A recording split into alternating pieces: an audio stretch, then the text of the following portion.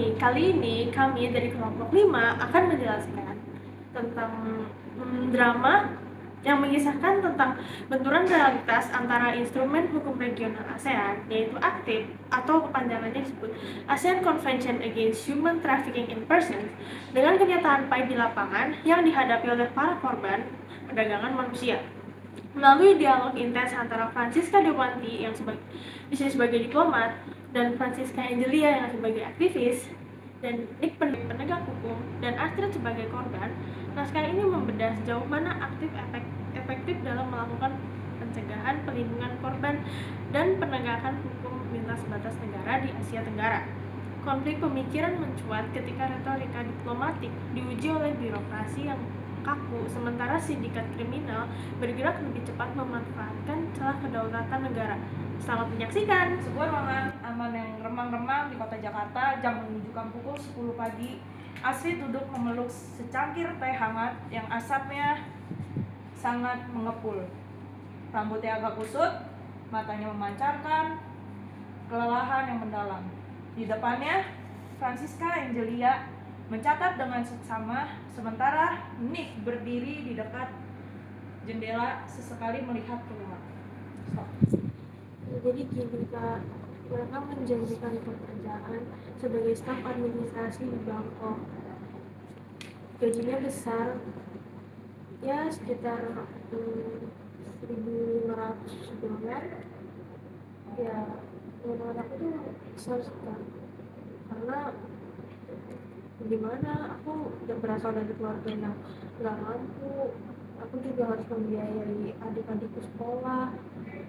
Orang tua aku di rumah juga udah sakit-sakitan. Aku butuh pekerjaan ini Kak, tapi kenyataannya malah begini. Dan begitu kamu mendarat, semuanya berubah bukan? Sebenarnya kami nggak pernah sampai ke Bangkok kok. Kami jadinya dibawa ke camp tertutup gitu. Terus habis itu paspor kami juga disita. Kami dipaksa bekerja 18 jam sehari di sebuah tempat perumahan gitu.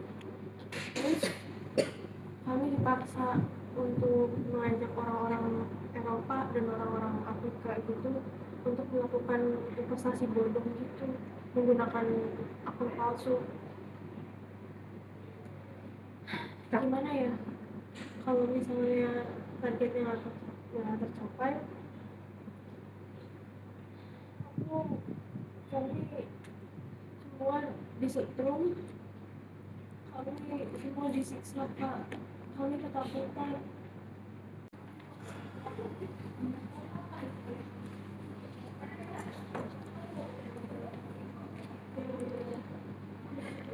Sindikat online scamming di wilayah segitiga emas itu polanya tuh sama Astrid.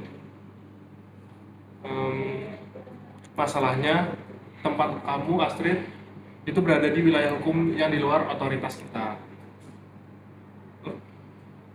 Para lokal di sana tuh seringkali menutup mata karena disuap atau karena wilayah yang dikuasai oleh para pemberontak.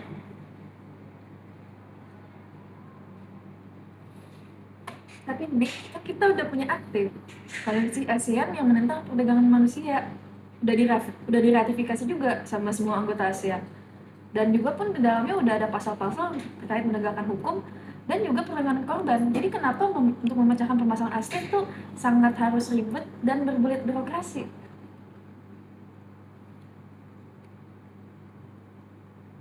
Di atas kertas, Angel, aktif itu merupakan senjata yang bisa dibilang indah, tapi saat praktik di lapangannya itu mungkin tidak semudah yang kita bisa bayangkan karena banyak akses dan untuk melacak lokal server dan melakukan penggerebekan itu butuh birokrasi yang cukup rumit. Saya terbentur dengan tembok yang cukup tebal terkait dengan kedaulatan negara lain yang tidak bisa kita anggap remeh. Tanpa izin yang berlapis, kita tidak bisa semudah itu untuk melakukan intervensi.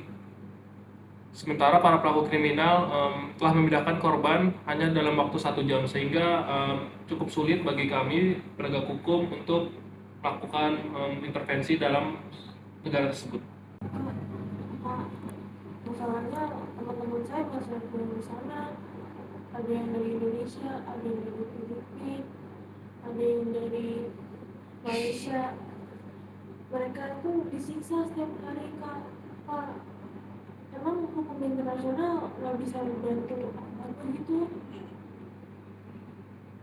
Francisca Angelia, pertanyaan Astrid menghantam telak idealisme hukum yang selama ini diperjuangkan di forum-forum regional. Sebuah ruang kerja modern di gedung sekretariat ASEAN yang terletak di Jakarta. Dinding kaca memperlihatkan lampu-lampu kota. Francisca Dewanti selaku diplomat senior sedang memeriksa tumpukan berkas laporan tahunan implementasi aktif. Dan Francisca Angelia masuk dengan langkah tegas membawa map merah berisi kesaksian para korban. Selamat pagi Bu Dewanti, saya membawa bukti nyata dari lapangan. Ini bukan sekedar angka statistik yang biasa Ibu baca dalam laporan tahunan ASEAN. Ini adalah kesaksian langsung dari Astrid, korban yang baru saja berhasil kami evakuasikan secara mandiri. Tanpa bantuan formal dari traktat megah yang Ibu bangun. Duduklah Angela. Saya sangat menghargai kerja keras Anda, NGO Anda, dan percayalah, saya tidak menutup mata. Saya membaca setiap detail kasus ini. Terus kalau Ibu tahu dan sudah baca, mengapa respon ASEAN sangat lambat? Aktif digadang-gadang terus sebagai instrumen hukum yang mengikat, tetapi ketika implementasi, ia tumpul. Sindikat beralih dari model pelayanan profesional ke cyber trafficking, sementara birokrasi aktif masih sibuk memperdebatkan definisi hukum dan prosedur ekstradisi yang akan memakan waktu bertahun-tahun. Angela, mari kita rasional. Menyatukan 10 negara dengan sistem hukum, kapasitas ekonomi, dan kestabilan politik yang berbeda-beda itu tidak seperti membalikan telapak tangan. Sebelum adanya aktif pada tahun 2015, kita bahkan tidak punya penegakan hukum regional yang khususnya mengatur TPPO yang dimana tindakan pidana perdagangan orang. Aktif memberikan fondasi bagi negara-negara yang sistem hukum domestiknya lemah untuk memulai menyelaraskan undang-undang mereka. Fondasi tanpa bangun itu adalah kesia-siaan. Apa gunanya penyelarasan undang-undang jika korbannya dideportasi sebagai imigran gelap, bukan dilindungi sebagai korban kejahatan kemanusiaan? Pasal 14 aktif jelas menyatakan korban harus mendapatkan perlindungan dan rehabilitasi. Tapi faktanya di beberapa negara ASEAN, Astrid hampir dipenjara karena pelanggaran keimigrasian. Itu adalah tantangan terbesar kita. Gaps antara komitmen politik di tingkat regional dengan kapabilitas penegakan hukum di tingkat lokal. Kriminalitas, rasionalitas, perkembangan secara eksponensial dengan teknologi, sementara mekanisme ASEAN bergerak berdasarkan konsensus.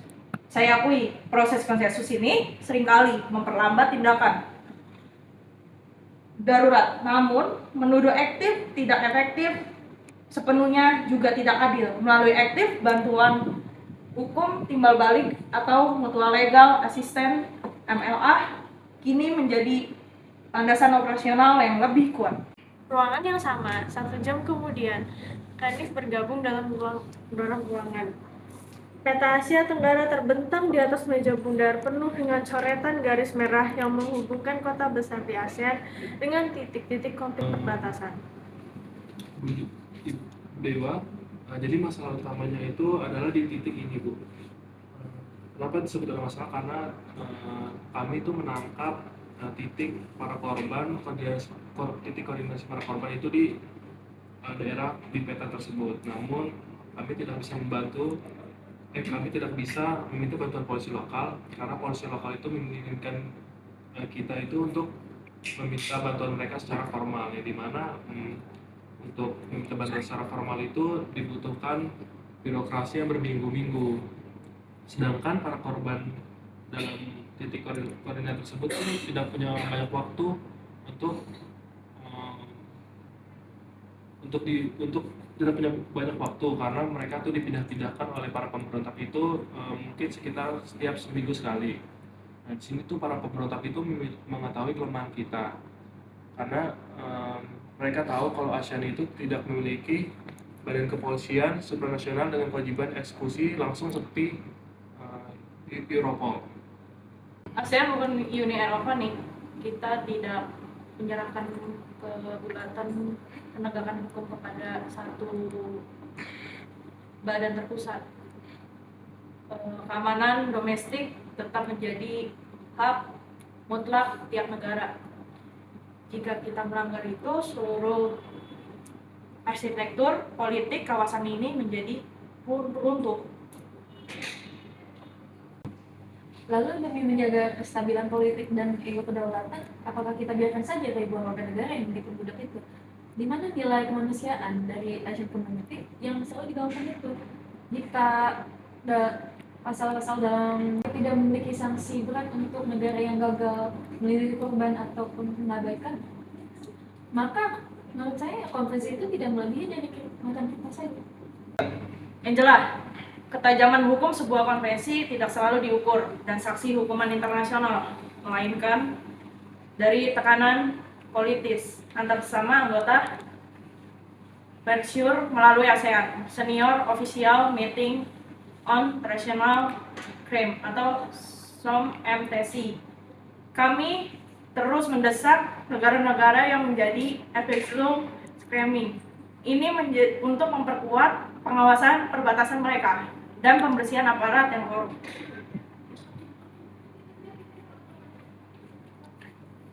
Bu Dewanti ada benarnya jelas. Secara taktis, Aktif itu cukup membantu kami dalam pertukaran informasi intelijen secara lebih cepat.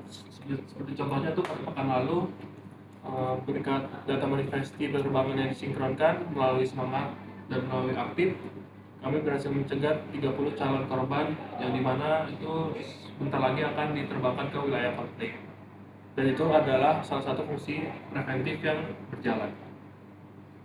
Ya, fungsi preventif di dulu mungkin mulai membaik karena pengawasan kita di dalam negeri. Tapi bagaimana dengan penegakan hukum di hilir dan perlindungan korban?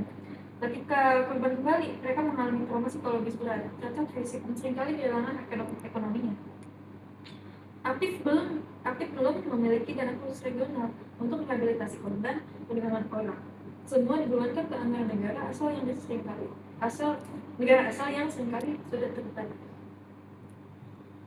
Koridor ruang rapat, Astrid berdiri melihat ke arah rak buku besar yang ada di kota Jakarta. Francisca Dewanti berada di sampingnya, berjalan menghampiri Astrid.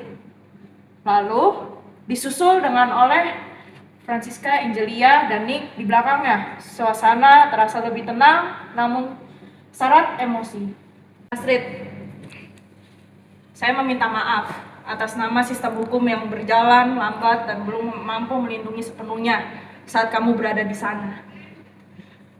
Tapi saya ingin kamu tahu, keberanianmu untuk berbicara pagi ini adalah bahan bakar utama bagi kami untuk terus mendesak perubahan di ASEAN. Saya tidak paham istilah diplomatik atau konferensi internasional atau apapun itu yang kalian sebutin tadi. Yang saya tahu tadi ke waktu itu di dalam barak penyiksaan kami tidak melihat bendera negara kami masing-masing. Kami semua sama. Kami manusia yang kehilangan kemerdekaan kami. Saya hanya berharap jangan sampai ada anak-anak muda lain yang tertipu lagi seperti saya, karena ketidaktahuan mereka dalam kelalaian hukum kita semua. Kasus Astrid memperlihatkan bahwa efektivitas aktif tidak boleh dinilai dari berapa banyak dokumen yang ditandatangani atau berapa kali rapat tingkat tinggi diadakan, melainkan dari seberapa cepat seorang korban dapat diselamatkan dan seberapa berat sindikat kriminal itu dihukum. Dan untuk membuat Aktif menjadi efektif, kita perlu adanya operasional nyata di lapangan. Kita perlu satuan tugas khusus yang berjaga di lintas batas yang responsif untuk memotong jalur birokrasi konvensional saat situasi darurat demi menyelamatkan nyawa manusia.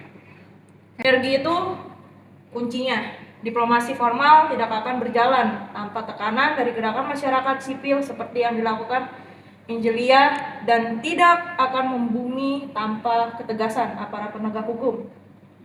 Seperti NIK, aktif adalah dokumen yang hidup atau living dokumen. Kita harus terus mendesak revisi protokol operasionalnya agar adaptif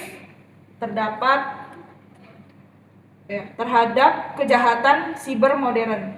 Besok dalam sidang pleno, laporan dan rekomendasi berbasis kesaksian Asrid ini akan saya bawa ke meja Menteri-Menteri ASEAN. Kita tidak boleh membiarkan kedaulatan negara menjadi perisai bagi para pelaku kriminalitas kemanusiaan. Sekian dari kelompok kami, terima kasih. Dian.